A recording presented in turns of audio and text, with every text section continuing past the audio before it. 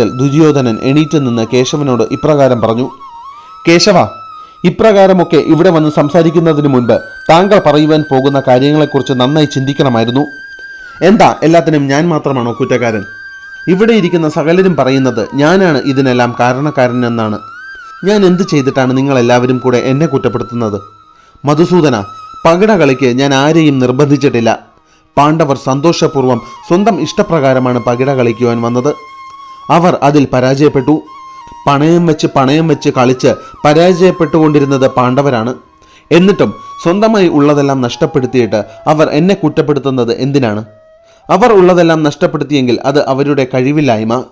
കളിക്കാൻ അറിയില്ല എങ്കിൽ പിന്നെ എന്തിന് അവർ ക്ഷണം സ്വീകരിച്ച് പകിട കളിക്ക് ഇറങ്ങി? എല്ലാവർക്കും പണ്ടുതൊട്ടേ എന്നെ കുറ്റം പറഞ്ഞാണല്ലോ ശീലം. എന്നെ കുറ്റം പറയുന്നതാണ് എല്ലാവർക്കും സൗകര്യം. എനിക്ക് എന്നെപ്പറ്റിയും എൻ്റെ സഹോദരന്മാരെ പറ്റിയും ചിന്തിക്കണം. ഞാൻ തെറ്റായ ഒന്നും തന്നെ ചെയ്തിട്ടില്ല.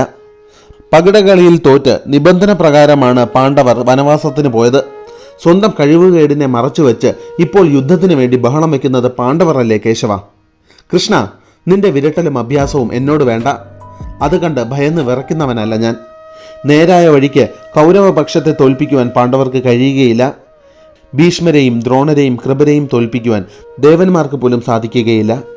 ആയുസ് തീരാറാവുമ്പോൾ യുദ്ധത്തിൽ ഞാൻ മരണപ്പെടുകയാണെങ്കിൽ എനിക്ക് മുന്നിൽ വീരസ്വർഗത്തിന്റെ വാതിൽ തുറന്നു കിടപ്പുണ്ടാവും കേശവ.